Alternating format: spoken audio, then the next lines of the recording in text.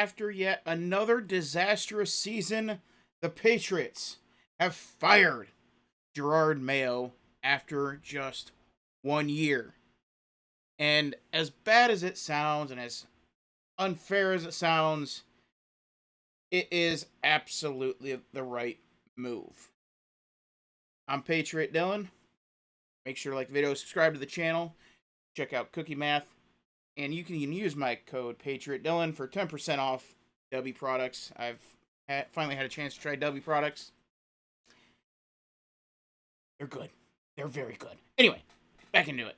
So, the Patriots, just minutes after the final game against the Bills, where the Patriots won and completely messed up the getting the number one overall pick, and that infuriates me on so many levels because it's something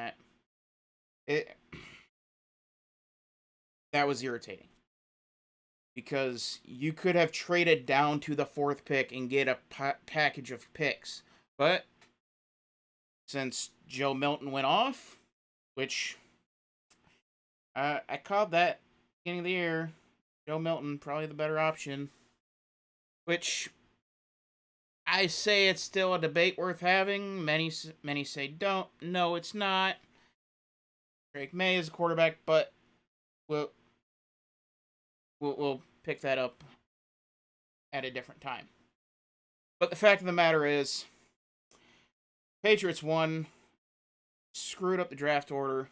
Jarod Mayo, he is fired. He is out. Don't let the door hit you where the good Lord split you. And just minutes. Oh, gosh. They say 90 minutes, but it felt a lot quicker than that. There we go. The Patriots and Robert Kraft released this statement. After the game today, I informed Jarod Mayo that he will not be returning as a head coach of the New England Patriots in 2025. For me personally, this was one of the hardest decisions I have ever made, which shouldn't be.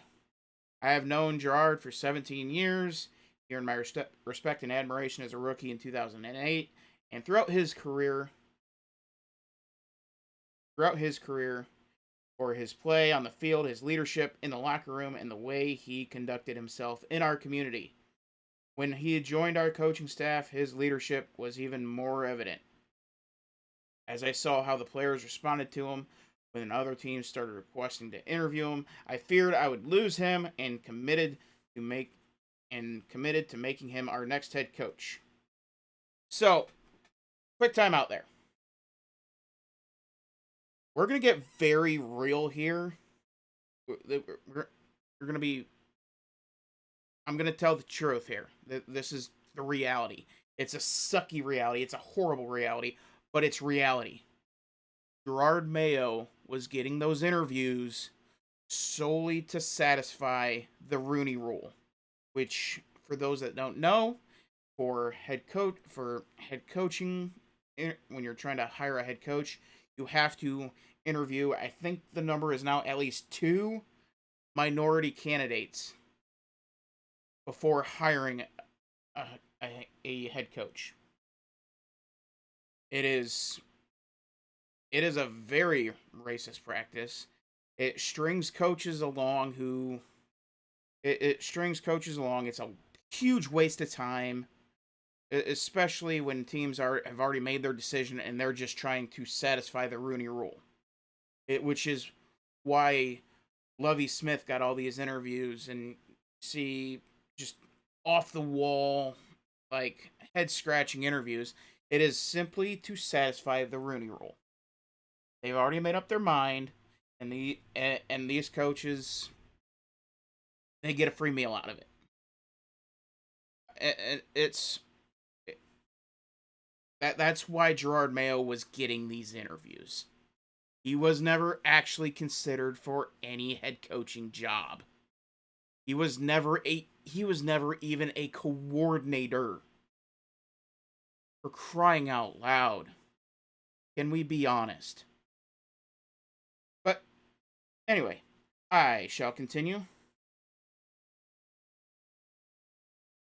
Winning our season opener on the road at Cincinnati only strengthened my convictions.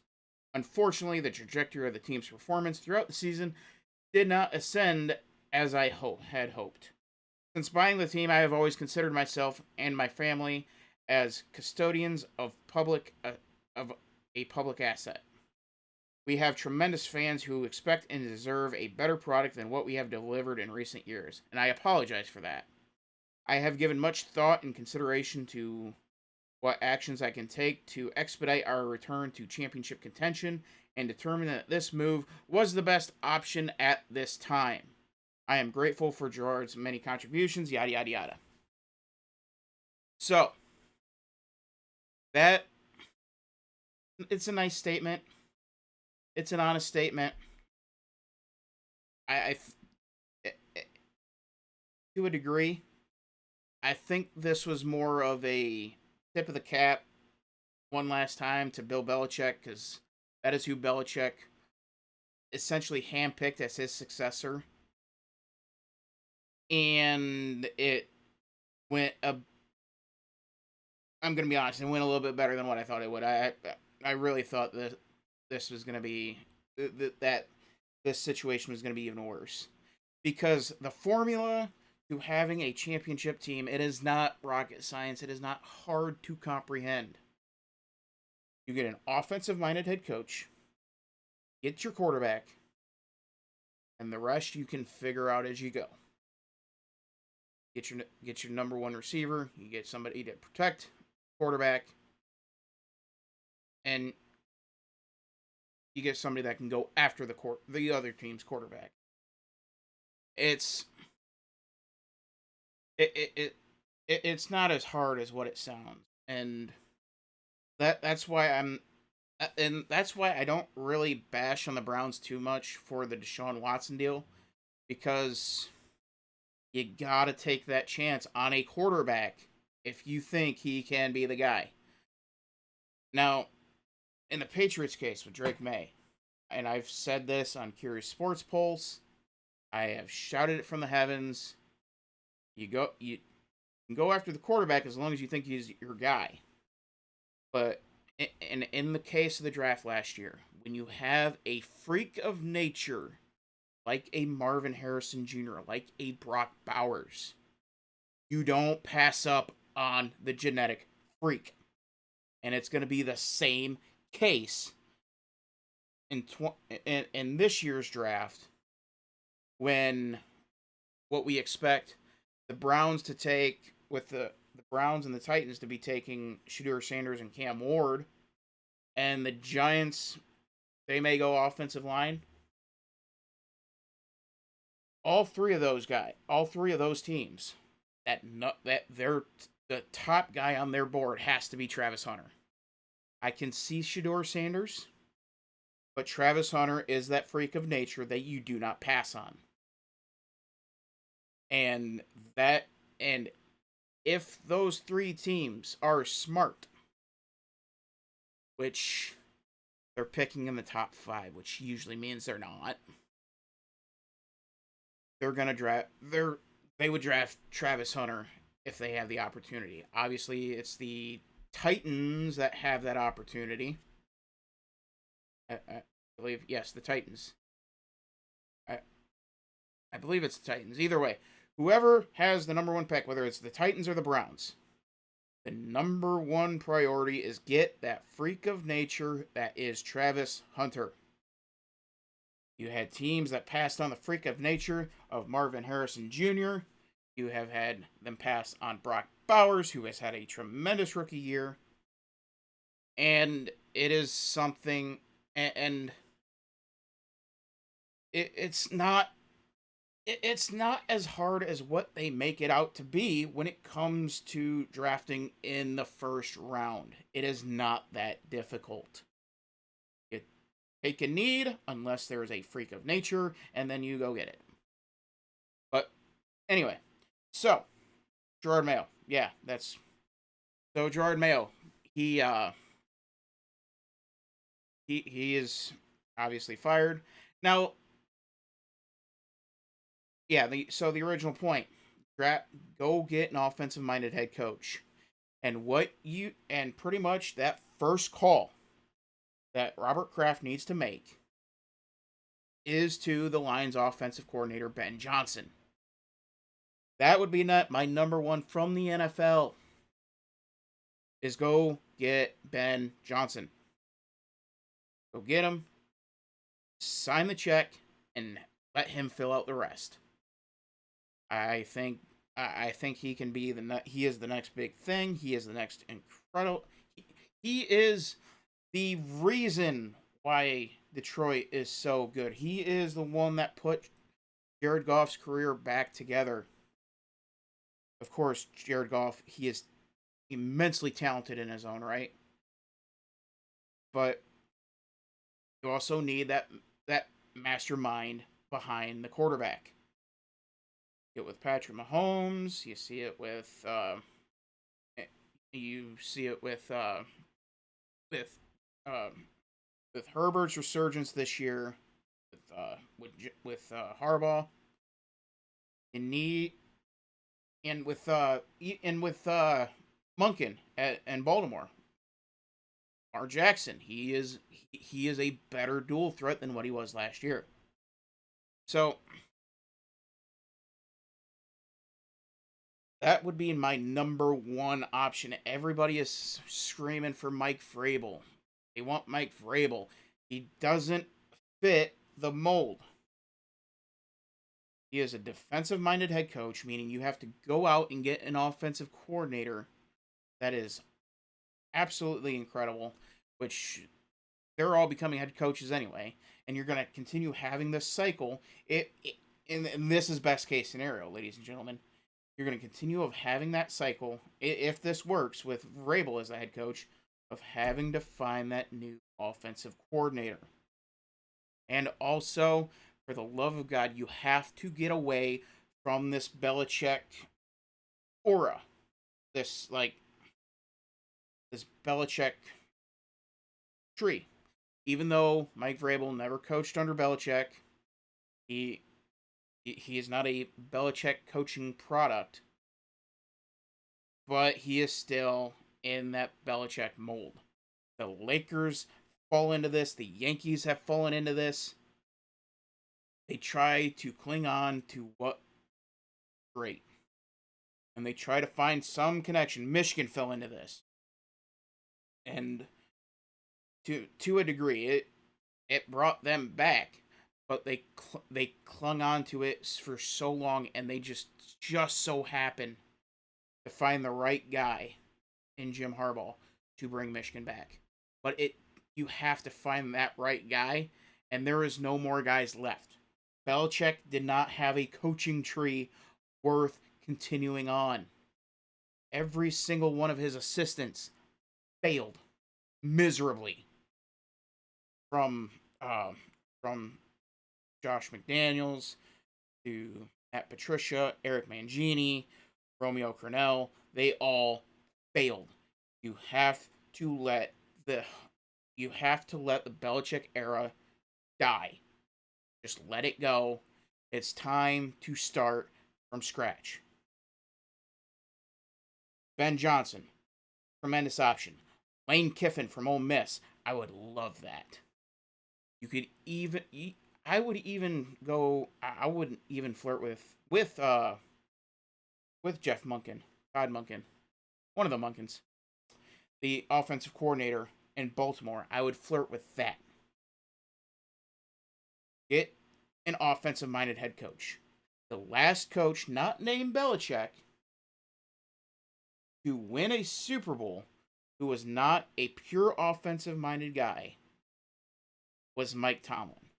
And you look at all of the top teams today, only 2 of them do not have a offensive-minded head coach. The Bills with McDermott, Sean McDermott, and the Lions, which they have the best offensive coordinator out there today in Ben Johnson. So, you have to go with the off. You have to go on the offensive side of the ball. We we've tried that the last 4 years. Sticking to the Belichick defensive way, it no longer works. It is too much of an offensive league. You have to go on offense. And you have $130 million in cap space. Give the keys to Ben Johnson. Say, hey, here's the check. We are all behind you. You make the decisions. You do the same thing with Lane Kiffin. You do the same thing with you can do the same thing with Munkin. He's not going to ask for that much, but or you can even look towards a Steve Sarkisian, a Ryan Day. The options are open.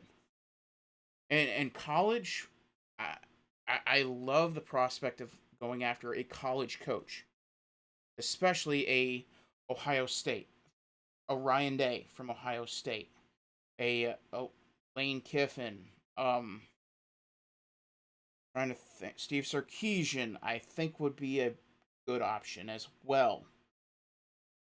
Get Dan Lanning, even though he's a defensive guy, I think he's one of those that can transcend. And I know I went on the whole rant. Dan Lanning, I think he is the exception. He's not the rule. Just like with Mike McDonald out in Seattle, he is the exception, not the rule. And that, with that, I would the prospect of hiring a college coach, especially with the way college football is now, is almost more enticing than Ben Johnson, especially with their record of drafting players. Jim Harbaugh, he's hit home runs in the draft. Pete Carroll, he hit home runs in the draft in the second, third, fourth, fifth, sixth, seventh round. They hit home runs there. And that's where New England has to build is in the draft. And really with any team, you have to build within the draft and you fill holes with free agency. That is the way you build championships. And the quickest, easiest way to do that is hire a top-notch offensive college coach. And I would also flirt with and even though they didn't have a good year by any stretch of the imagination this year, I would even flirt with Lincoln Riley at USC. Because defensive coordinators, as much as I have the utmost love and admiration for defensive coordinators, they are a dime a dozen. You can find great defensive coordinators anywhere. Now, and that's why it is so crucial to get the offensive minded head coach, because there's not a lot of good offensive coordinators out there because they become head coaches and then you can't poach them without giving up top draft picks. So that is that. Those are just my thoughts on the firing and a little bit on the draft. We'll definitely do more, but man, this is gonna be my first NFL YouTube video in a while. But hey, it was fun. It was fun, kind of being on my own here. First time I got to just talk to a camera about football. Oh, NFL football. So, but yeah. So, I'll close with this. Ben Johnson. Go after Ben Johnson. If that doesn't work, which it may not, who knows. If it doesn't work, go to college. Straight to college. And go get Ryan Day and pay a little extra, have him bring Chip and Jim with him. Because that's an NFL coaching staff right there. That is the making of a Super Bowl caliber head coach. And Ryan Day from that area. I think he's from New Hampshire. But nonetheless, it that you know what? Screw it. I'm gonna say it. Robert Kraft, go get Ryan Day, Jim Knowles, and Chip Kelly, and branch out from there. Go get those three to run the offense, the defense, the team, and go. Hey, whatever you have to do to get those guys. And as I always tend to do on these videos, I talk myself into the craziest crap, and this may be the craziest. If I'm Robert Kraft, I'm on the phone with Ryan Day. I'm on the phone with Chip Kelly, and I'm on the phone with Jim Knowles.